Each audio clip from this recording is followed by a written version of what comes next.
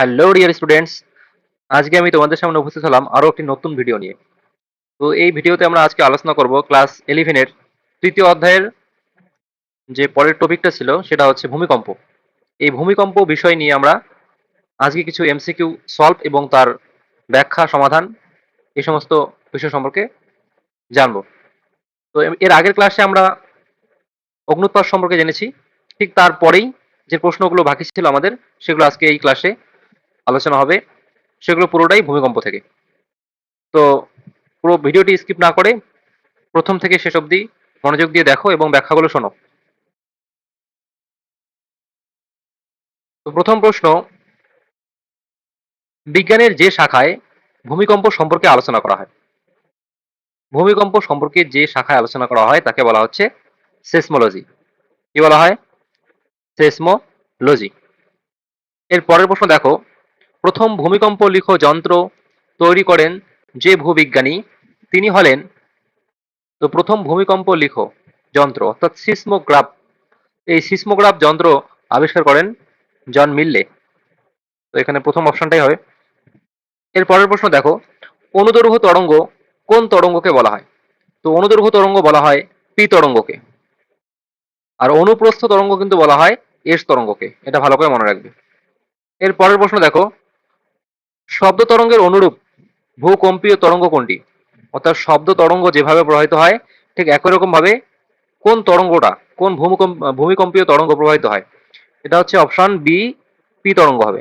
P তরঙ্গ শব্দ তরঙ্গের ন্যায় প্রবাহিত হয়।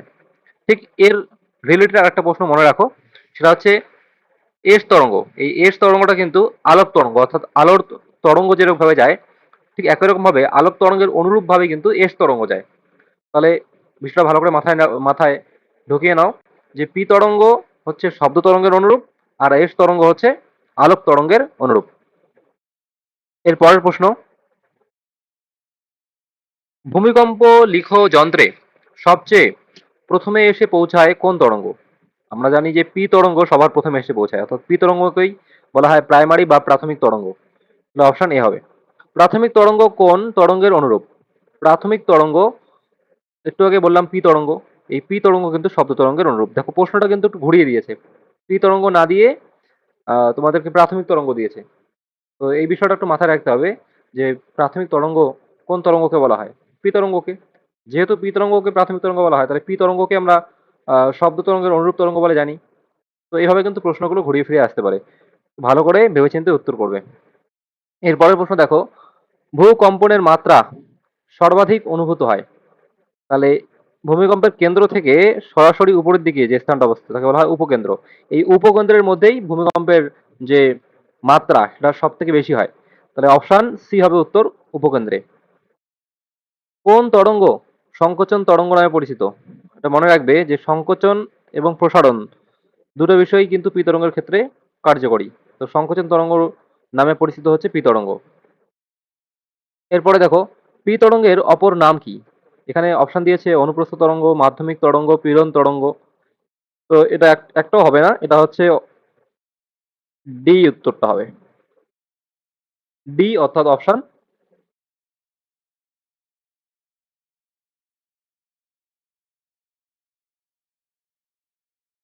এর পরের প্রশ্ন, পি তরঙ্গের অপর নাম। পি তরঙ্গের অপর নাম হচ্ছে ধাক্কা তরঙ্গ, অর্থাৎ পুশ অ্যান্ড পুল বলা হয়।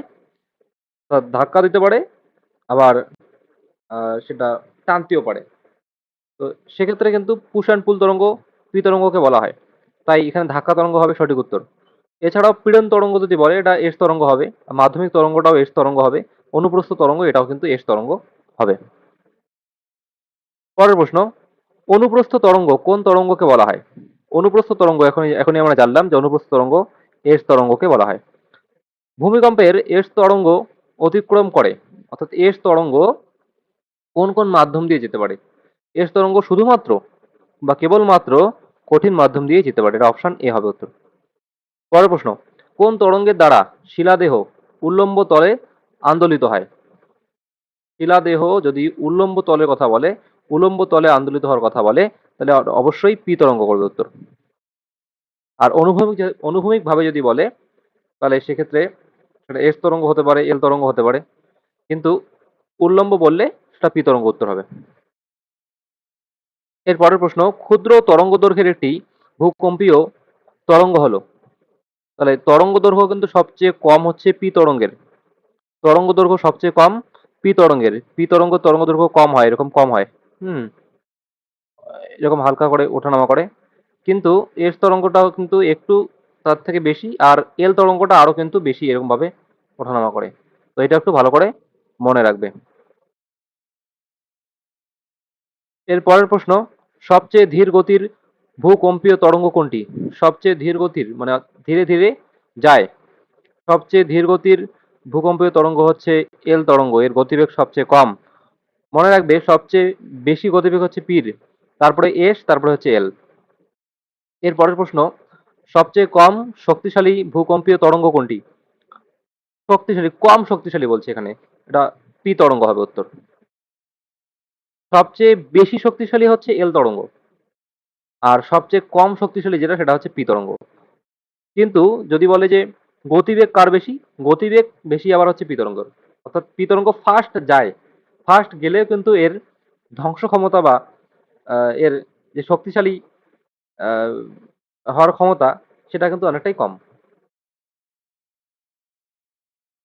এর পরের প্রশ্ন, পৃষ্ঠ তরঙ্গ কাকে বলা হয়? পৃষ্ঠ তরঙ্গ বলা হচ্ছে পৃষ্ঠ তরঙ্গ বলা হচ্ছে এল তরঙ্গকে। এল তরঙ্গটা ভূপৃষ্ঠের উপর দিয়ে প্রবাহিত হয়, তাই একে পৃষ্ঠ তরঙ্গ বলা হয়। ঠিক আছে।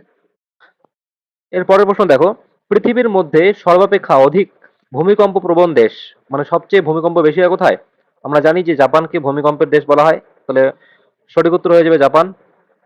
এর পরের প্রশ্ন, মার্কালি স্কেল অনুসারে ভূমিকম্পের সর্বাধিক তীব্রতা কত? মার্কালি স্কেল অনুসারে ভূমিকম্পের সর্বাধিক তীব্রতা কত? মার্কালি স্কেলে সবচেয়ে যে মাত্রাটা বেশি থাকে সেটা হচ্ছে 12, অর্থাৎ 12, অপশন এ। এখানে 0 থেকে 12 অব্দি ঘর টানা থাকে, তো সর্বোচ্চ মাত্রা হচ্ছে 12 হবে। আর রিক্টার স্কেলের ক্ষেত্রে সেটা কিন্তু 10 হবে। এর পরের প্রশ্ন দেখো, ভূমিকম্পের কেন্দ্রের সোজাসুজি উপরে ভূপৃষ্ঠের স্থানটিকে কি বলে? একদম সিম্পল প্রশ্ন, এটা হবে উপকেন্দ্র। এর পরের প্রশ্ন দেখো, কোন মাধ্যমে প্রাথমিক তরঙ্গ প্রবাহিত হয়? প্রাথমিক তরঙ্গ কঠিন মাধ্যম দিয়েও যেতে পারে, তরল মাধ্যম দিয়েও যেতে পারে, বায়বীয় মাধ্যম দিয়েও অর্থাৎ গ্যাসীয় মাধ্যম দিয়েও যেতে পারে। তাহলে এখানে অপশন ডি হবে রাইট অ্যান্সার। উপরের সবকটি সঠিক। এর পরের প্রশ্ন দেখো, স্থিতিস্থাপক প্রত্যাঘাত মতবাদের প্রবক্তা হলেন, এটা হবে এইচ এফ রিড। কিন্তু অনেক সময় এটা শুধুমাত্র রিড দিয়ে দেওয়া থাকতে পারে, তো তখন তোমরা এটাকে ঠিক করবে। ঠিক আছে। তো স্থিতিস্থাপক প্রত্যাঘাত এটাকে ইংরেজিতে বলা হয় ইলাস্টিক রিবাউন্ড থিওরি। তো যদি এভাবে আসে ইলাস্টিক রিবাউন্ড থিওরির প্রবক্তাকে, তাহলে এইচ এফ রিড, বা সংক্ষেপে থাকতে পারে রিড। মনে রাখবো ভালো করে। এর পরের প্রশ্ন, কোন স্কেলের দ্বারা বর্তমানে ভূকম্পের শক্তির পরিমাণ পরিমাপ করা হয়? এটা হবে রিক্টার স্কেল। রিক্টার স্কেলের সাহায্যে বর্তমানে ভূকম্পের শক্তির পরিমাপ করা হয়। এর পরের প্রশ্ন, গৌণ তরঙ্গ প্রবাহিত হয় কোন মাধ্যমে? তো গৌণ তরঙ্গ প্রবাহিত হচ্ছে, এটা হবে কঠিন। গৌণ তরঙ্গ প্রবাহিত হয় কঠিন মাধ্যম দিয়ে। আমরা জানি যে এস তরঙ্গকে গৌণ তরঙ্গ বলা হয়। তো এই এস তরঙ্গ শুধুমাত্র কঠিন মাধ্যম দিয়েই যেতে পারে, তরল বা গ্যাসীয় মাধ্যম দিয়ে কিন্তু চলাচল করতে পারে না। এর পরের প্রশ্ন, উপকেন্দ্র থেকে প্রতিপাত কেন্দ্রের কৌণিক দূরত্ব কত? প্রতিপাত কেন্দ্র বলতে আমরা কোন জায়গাটাকে বুঝি? প্রতিপাত কেন্দ্র বলতে মনে করো একটা জায়গা, তো কোনো একটা জায়গার, এখানে আমি কম্পিউটারে মাউসের কার্সার দিয়ে করছি, তো সেই জন্য একটু ছবিটা হাতে আঁকার মতো হবে না, তাও একটু বোঝার চেষ্টা করো। তো এই একটা কেন্দ্র ধরো এটা, এখান থেকে সোজাসুজি, এখান থেকে সোজাসুজি যদি নিচের দিকে যাও, তাহলে এই নিচের দিকের যে অপোজিটের যে জায়গাটা থাকবে, এই জায়গাটা, এটা কিন্তু হবে তার প্রতিপদ জায়গা। যদি আমরা এটাকে এ ধরি, তাহলে এই এ, এই এর এ জায়গাটার প্রতিপদ স্থান, যদি এটাকে বি ধরি, তাহলে বি হবে এর প্রতিপদ স্থান। ঠিক আছে। তো এটা মনে রাখবো ভালো করে। তাহলে উপকেন্দ্রের যে প্রতিপদ কেন্দ্রের কৌণিক দূরত্ব বলছে উপকেন্দ্র থেকে প্রতিপদক কেন্দ্রের কৌণিক দূরত্ব কত, তাহলে এটা অবশ্যই হবে 180 ডিগ্রি। র্যালে তরঙ্গ কি প্রকার তরঙ্গ? র্যালে এটা হচ্ছে এল তরঙ্গের দুটো ভাগ। তা আমরা কি এল তরঙ্গকে কি তরঙ্গ বলি? পৃষ্ঠ তরঙ্গ বলি। তো এটা অবশ্যই পৃষ্ঠ তরঙ্গ, অর্থাৎ অপশন সি হবে। রিক্টার স্কেলের মাত্রা ক্রমের বিস্তার কত? রিক্টার স্কেল এর মাত্রা একটু আগে বলা হলো যে 1 থেকে 10 অবধি হয়, আর মার্কালি স্কেল যেটা আছে সেটা 1 থেকে 12 অবধি হয়। যে রেখার দ্বারা ভূপৃষ্ঠে একই সময়ে ভূকম্পন সংঘটিত স্থানগুলিকে যোগ করা হয় সে রেখাকে কি বলে? তাহলে এখানে ভালো করে দেখো, এখানে একটা বলছে যে একই সময়, এই কথাটার দিকে ফোকাস করো। একই সময়ে যদি বলে তাহলে দেখো কাল, এই যে কাল কথাটাকে দেখো, সমকম্পন কাল রেখা যেটা আছে, তাহলে এটা হবে রাইট অ্যান্সার। তাহলে সমকম্পন কাল রেখা এটা অপশনে নাও থাকতে পারে। অপশনটা এভাবে থাকতে পারে যে আইসোসেসমাল লাইন অথবা হোমোসেসমাল লাইন। তো সেক্ষেত্রে কিন্তু অপশনটা হয়ে যাবে হোমোসেসমাল, যেটা সময়ের কথা বলছে, অর্থাৎ একই সময়ে যে সমস্ত স্থানগুলোতে ভূমিকম্প তরঙ্গ পৌঁছায় সেই সমস্ত স্থানগুলোকে যে রেখা দ্বারা যুক্ত করা হয় সেটাই কিন্তু হোমোসেসমাল বা সমকম্পন কাল রেখা। আর সমান তীব্রতাযুক্ত স্থানগুলো যে আছে সেটাকে যে রেখার সাহায্যে যুক্ত করা হয় সেটা কিন্তু সম ভূকম্পন রেখা। ভালো করে মনে রাখো। আর এই সম ভূকম্পন রেখা যেটা আছে সেটাকে কিন্তু ইংরেজিতে বলা হয় আইসোসেসমাল। তাহলে একটু ভালো করে জেনে রাখো এই অপশনটাকেও, ঠিক আছে? আইসোসেসমাল আর হোমোসেসমাল, এই যে এটাও কিন্তু একটু ভালো করে জেনে রাখবে, এই দুটো থেকে প্রশ্ন আসতে পারে।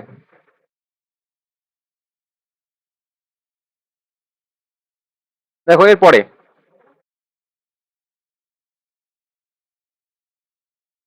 ভূমিকম্পের উৎস নির্ণয়কারী যন্ত্র। ভূমিকম্পের উৎস নির্ণয় করা হয় সিসমোগ্রাফ যন্ত্রের সাহায্যে।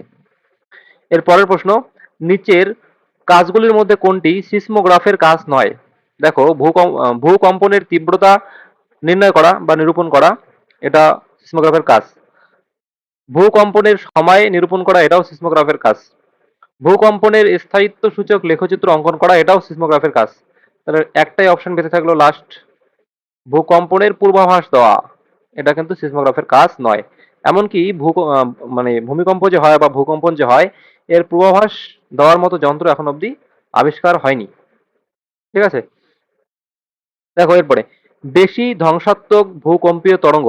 বেশি ধ্বংসাত্মক, সবচেয়ে বেশি ধ্বংস ক্ষমতা রাখে এল তরঙ্গ। হুম আমাদের এই ভূপৃষ্ঠের মধ্যে যে বাড়ি ঘরগুলো ভেঙে যায় সেটা কিন্তু মূলত এল তরঙ্গের কারণেই হয়। 1967 সালে কোন নদীতে কৃত্রিম জলাধার নির্মাণের ফলে ভূমিকম্প হয়েছিল? এটা অপশন ডি, কয়না। এটা মহারাষ্ট্রে অবস্থিত। এই কয়নাতে জলাধার নির্মাণের ফলে ভূমিকম্প হয়েছিল কৃত্রিম ভাবে, মনে রাখবে। এর পরের প্রশ্ন, ভূমিকম্পের কেন্দ্র থেকে কোন কৌণিক দূরত্বের বাইরে এস তরঙ্গ সিসমোগ্রাফে ধরা পড়ে না? তাহলে দেখো, ভূমিকম্পের কেন্দ্র থেকে কোন কৌণিক দূরত্বের বাইরে এস তরঙ্গ সিসমোগ্রাফে ধরা পড়ে না। এখানে ভালো করে জানতে হবে আমাদের ছায়া বলয়টা। এই ছায়া বলয় যদি ক্লিয়ার থাকে তাহলে এই প্রশ্নের উত্তর করা খুবই সহজ।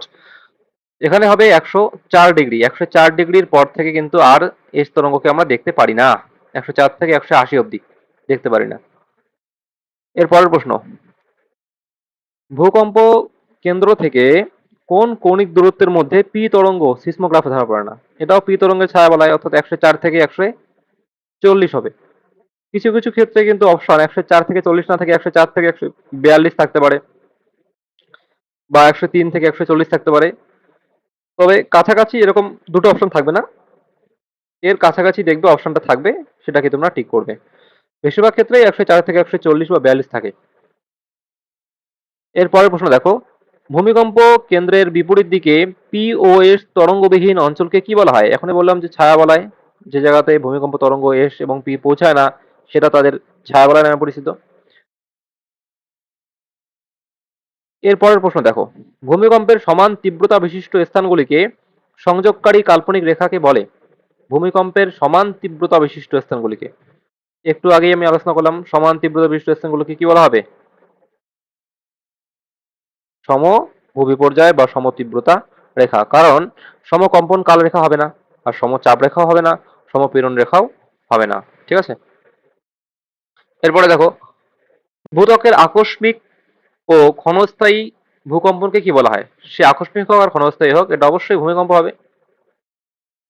এরপরে দেখো, পৃথিবীর অভ্যন্তরে যেখানে ভূকম্প তরঙ্গ উৎপন্ন হয়, যে জায়গাতে উৎপন্ন হচ্ছে সেটা কি বলবো? অবশ্যই কেন্দ্র। যেখান থেকে উৎপন্ন হবে সেটা কেন্দ্র হবে। আর কেন্দ্রের ঠিক উপরে অবস্থিত স্থানটাই হবে উপকেন্দ্র। ঠিক আছে? অধিকাংশ ভূ বা ভূমিকম্প কেন্দ্রগুলি অধিকাংশ ভূমিকম্প কেন্দ্রগুলি ভূপৃষ্ঠ থেকে কত কিমি অভ্যন্তরে অবস্থান করে, অর্থাৎ ভূপৃষ্ঠ থেকে কতটা নিচে? এটা মোটামুটি 50 কিমি। 50 কিমির মধ্যেই অবস্থান করে। ভূপৃষ্ঠের যে বিন্দুতে ভূমিকম্পের তরঙ্গ প্রথম পৌঁছায় সেটি কি? এখনই বললাম, ভূমিকম্পের উপকেন্দ্র। এরপরে, ভূমিকম্পজনিত ক্ষয়ক্ষতি সবচেয়ে বেশি হয় কোন স্থানে? উপকেন্দ্রে যেহেতু সবার প্রথমে পৌঁছায়, তাহলে উপকেন্দ্রে সবচেয়ে বেশি ক্ষয়ক্ষতি হবে। এবং এই উপকেন্দ্র থেকে যত দূরে যাওয়া যায় তত ক্ষয়ক্ষতির পরিমাণটা কমতে থাকে। কোন তরঙ্গকে সংনমন তরঙ্গ বলে? সংকোচন বা সংনমন যাই আসুক না কেন, এটা পি তরঙ্গ হবে। ভূকম্প লিখ যন্ত্রের সাহায্যে ভূমিকম্পের গতিবিধির যে লেখচিত্র পাওয়া যায়, ঠিক আছে, সেই লেখচিত্রটাকে আমরা বলবো ভূকম্প লিখ। ইংরেজিতে বলা হয় সিসমোগ্রাম। যে যন্ত্রের সাহায্যে করা হয় সেটা হচ্ছে সিসমোগ্রাফ। আর যে লেখচিত্রটা অঙ্কন হয় তাকে বলা হয় সিসমোগ্রাম বা ভূকম্প পরিলেখ।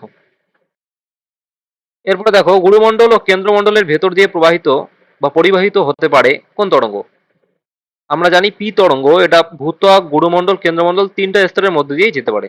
তো এখানে অপশন হয়ে যাবে বি, পি তরঙ্গ। এর পরের প্রশ্ন দেখো, ভূমিকম্পের উপকেন্দ্র থেকে 104 থেকে 140 কৌণিক দূরত্বের মধ্যবর্তী অঞ্চলকে কি বলে? একটু আগে প্রশ্নটা ছিল, ছায়া বলয়। সবচেয়ে দ্রুতগামী ভূকম্পীয় তরঙ্গ, দ্রুত সবচেয়ে ফাস্ট যায় যে তরঙ্গ তাকে বলা হয় পি তরঙ্গ। আর সবচেয়ে বেশি যে ক্ষয়ক্ষতি করে সেটা হচ্ছে এল তরঙ্গ। ঠিক আছে? এটাখানে কিন্তু কনফিউশন তৈরি হলে চলবে না, ভালো করে বুঝতে হবে। যদি বলে দ্রুত, তাহলে পি তরঙ্গ ফাস্ট যায়। আর যদি বলে ধ্বংস ক্ষমতা সবচেয়ে বেশি কার, তাহলে হবে এল তরঙ্গ। আর পি তরঙ্গের ধ্বংস ক্ষমতা কিন্তু সবচেয়ে কম। এরপরে দেখো, সর্বাধিক ধ্বংসাত্মক ভূকম্পীয় তরঙ্গ, সবচেয়ে বেশি ধ্বংস করে এল তরঙ্গ। ভূমিকম্পের তীব্রতা মাপক কোন স্কেলটি লগারিদমীয় বা সংখ্যার বর্গমান স্কেল রূপে পরিচিত? এই লগারিদমীয় স্কেল, এই বিষয়টা ভালো করে মাথায় রাখবে। লগারিদমীয় স্কেল বলতে কোনো বিষয়ের মান যদি এক বৃদ্ধি পায়, হুম, ধরো ভূমিকম্পের ক্ষেত্রে যদি এক ভূমিকম্পের মাত্রা বৃদ্ধি পায়, 5 থেকে ধরো দেখা গেলো যে 5 ভূমিকম্প হয়েছে, তো 5 থেকে 1 বৃদ্ধি পেয়ে যদি 6 হয়, তাহলে তার যে ধ্বংসাত্মক ক্ষমতাটা থাকবে সেটা কিন্তু 10 গুণ বৃদ্ধি পাবে। ঠিক আছে? সেটা 10 গুণ বেড়ে যাবে। তো এই বিষয়টা মাথায় রাখতে হবে। এই সমস্ত স্কেলগুলোকে কিন্তু লগারিদমীয় স্কেল বলা হয়। তো এখানে মার্কালি স্কেল, এখানে যেহেতু তীব্রতা কথাটা বলছে, ইন্টেন্সিটি, তীব্রতা পরিমাপ করা হয় মার্কালি স্কেল দিয়ে। আর যদি বলতো ম্যাগনিটিউড, অর্থাৎ তার মাত্রা, মাত্রা যদি বলতো, সেক্ষেত্রে কিন্তু রিক্টার স্কেল হতো। তো এইটা একটু মাথায় রাখবে। ভূমিকম্পের এল তরঙ্গের দৈর্ঘ্য, এল তরঙ্গের দৈর্ঘ্য সবচেয়ে বেশি হয়, সবচেয়ে ছোট হচ্ছে পি তরঙ্গের দৈর্ঘ্য, তারপরে হচ্ছে এস তরঙ্গ, আর সবচেয়ে বেশি বড় হচ্ছে এল তরঙ্গ, মনে রাখবে। অধিক গভীরতায় সৃষ্ট ভূমিকম্পকে কি বলে? এটা সুগভীর ভূমিকম্প বা গভীর ভূমিকম্প বলা হয় এটাকে। ঠিক আছে? Option B. তারপরের প্রশ্ন, প্রতিসারী ও গঠনাত্মক পাত সীমানায় ভূমিকম্পের প্রধান কারণ কি? প্রতিসারী বা গঠনাত্মক পাত সীমানায় ভূমিকম্পের প্রধান কারণ কি? একটু আমি বিষয়টা বলি, তাহলে সহজে বুঝতে পারবে। এই মনে করো দুটো পাত, হ্যাঁ, একটু লক্ষ্য করো চিত্রটাকে। মনে করো দুটো পাত বা প্লেট একে অপরের থেকে দূরে সরে যাচ্ছে, তাই এর মেন কারণটা কি? এদিক থেকে এটা এদিকে সরে যাচ্ছে, এদিক থেকে এটা এদিকে সরে যাচ্ছে। এর মেন কারণটা কি? নিচ থেকে ম্যাগমা উপরের দিকে ওঠে, নিচ থেকে ম্যাগমা উপরের দিকে ওঠে, উঠে এটাকে ম্যাগমার ঊর্ধ্বগমন বলা হচ্ছে। ওঠার পরে এই ম্যাগমাটা এদিকে যায়, আর এইদিকে ম্যাগমাটা এদিকে পরিচালিত হয়। এর ফলে কি হয়, এটা এরা যাওয়ার সময় কি হয়, প্লেট দুটোকে টেনে নিয়ে যায়। এদিকে নিয়ে যায় আর এদিকে নিয়ে যায়। এর ফলে মাঝখানে একটা কি গ্যাপ তৈরি হয় বা ফাটল পথ তৈরি হয়, এর মাঝখান দিয়ে কিন্তু ম্যাগমা বাইরে বেরিয়ে আসে। ঠিক আছে? তাহলে এই ক্ষেত্রে অপশন কোনটা হবে? অপশন এ, ম্যাগমার ঊর্ধ্বমুখী চাপ। ঊর্ধ্বমুখী চাপ যদি থাকে তাহলে সেক্ষেত্রে প্রতিসারী বা ধ্বংসাত্মক পার্শ্বসীমানায় ভূমিকম্প কিন্তু সৃষ্টি হবে, বা প্রতিসারী পার্শ্বসীমানায় কিন্তু সৃষ্টি হবে। এরপরে দেখো, ভূমিকম্পের ফলে সৃষ্ট ভয়ঙ্কর সামুদ্রিক জলোচ্ছ্বাসকে কি বলে? এটা অনেক আগে থেকে তোমরা জানো, সুনামি। আন্তর্জাতিক ভূমিকম্প সমীক্ষা কেন্দ্র কোথায় অবস্থিত? এটা আমেরিকা যুক্তরাষ্ট্রে, এটা মুখস্থ করে নেবে। 2004 সালে বিধ্বংসী সুনামির কেন্দ্র কোন মহাসাগরের তলদেশে ছিল? 2004 সালে, এই 2004 সালে একটা সুনামির সৃষ্টি হয়েছিল কোন মহাসাগরে? এটা আমাদের পার্শ্ববর্তী ভারত মহাসাগরে, হ্যাঁ, মনে রাখবে। 1950 সালে অসমের ভূমিকম্পে কোন নদীর গতিপথ পরিবর্তন হয়? এটা একটু মুখস্থ করে নিবে ভালো করে। দিবং, এই দিবং নদীর গতিপথ কিন্তু 1950 সালে পরিবর্তন হয়ে গিয়েছিল। দেখো, কোন মহাসাগরীয়, পরের প্রশ্ন, কোন মহাসাগরীয় বেষ্টনী বলয়টি সর্বাধিক ভূমিকম্প প্রবণ? সবচেয়ে বেশি ভূমিকম্প হয় প্রশান্ত মহাসাগরে বলয়ে। সবচেয়ে বেশি আগ্নেয়গিরিও আছে প্রশান্ত মহাসাগরে বলয়ে। ঠিক আছে, তাহলে সবচেয়ে অগ্নুৎপাত বেশি হয় প্রশান্ত মহাসাগরে বলয়ে, সবচেয়ে ভূমিকম্প বেশি হয় প্রশান্ত মহাসাগরে বলয়ে। ঠিক আছে, এবং সবচেয়ে আগ্নেয়গিরি বেশি অবস্থিত প্রশান্ত মহাসাগরে বলয়ে। এর পরের প্রশ্ন দেখি কি বলছে। টেথিয়ান বলয় রূপে অভিহিত করা হয় কোন বলয়কে? তেথিস সাগর থেকে টেথিয়ান নামটা আসছে। তো টেথিস সাগরের সঙ্গে একটা রিলেটেড বিষয় হচ্ছে হিমালয় বলয়, হিমালয় পর্বত। তো এখানে অপশন বি হবে আলপীয় হিমালয় বলয়। ঠিক আছে। সুনামি শব্দের অর্থ পোতাশ্রয়ের ঢেউ বা উপকূলের ঢেউ। এরপরে দেখো, পৃথিবীতে সংঘটিত ভূমিকম্পের শতকরা কত ভাগ প্রশান্ত মহাসাগরে সংঘটিত হয়? এটা হচ্ছে 68%, হ্যাঁ, 68 ভাগ। আমেরিকা যুক্তরাষ্ট্রের পশ্চিম প্রান্তে অবস্থিত ক্যালিফোর্নিয়ার ট্রান্সফর্ম চ্যুতি কোন ভূমিকম্প বলয়ে অবস্থিত? এই ক্যালিফোর্নিয়াটা কিন্তু প্রশান্ত মহাসাগরীয় বলয়ের মধ্যে অবস্থিত। তোমরা যদি ম্যাপটা খুব ভালো করে দেখো, ওয়ার্ল্ড ম্যাপ, সেক্ষেত্রে দেখবে ক্যালিফোর্নিয়াটা প্রশান্ত মহাসাগরের পূর্ব দিকে অবস্থিত, হ্যাঁ। এটা আমেরিকা যুক্তরাষ্ট্রের পশ্চিমে এবং প্রশান্ত মহাসাগরের পূর্ব দিকে অবস্থিত। এরপরে দেখো, নিম্নলিখিত কোন পদ্ধতির মাধ্যমে ভূমিকম্পের পূর্বাভাস দেওয়া সম্ভব? দেখো, পূর্বাভাস একটু আগে বলেছিলাম, পূর্বাভাস দেওয়ার মতো সেরকম যন্ত্র এখন অব্দি আবিষ্কার হয়নি। তবে কিছু বিষয় অনুমান করে বলা যেতে পারে। তার মধ্যে একটা হচ্ছে ভৌম জলস্তরে রেডন গ্যাসের তারতম্য দেখে। ঠিক আছে। তো আজকের ক্লাস এতটুকুই। আমরা নেক্সট ক্লাস নেক্সট তো আজকের ক্লাস এতটুকুই। আমরা নেক্সট ক্লাসে আবার এই ভূমিকম্প এবং অগ্নুৎপাত সম্পর্কে যে বাকি প্রশ্নগুলো রয়ে গেল, অর্থাৎ আহ, স্তম্ভ মেলাও, এর সঙ্গে শূন্যস্থান পূরণ এবং অন্যান্য বিবৃতিমূলক প্রশ্নগুলো, সেগুলো আমরা একটা কম্বাইন্ড ক্লাসে আলোচনা করব। ঠিক আছে। তো আজকে এতটুকুই। সকলে ভালো করে ক্লাসটা ফার্স্ট টু লাস্ট দেখে নাও এবং ব্যাখ্যাগুলো শোনো, তাহলেই পুরো বিষয়টা বুঝতে পারবে। Thank you.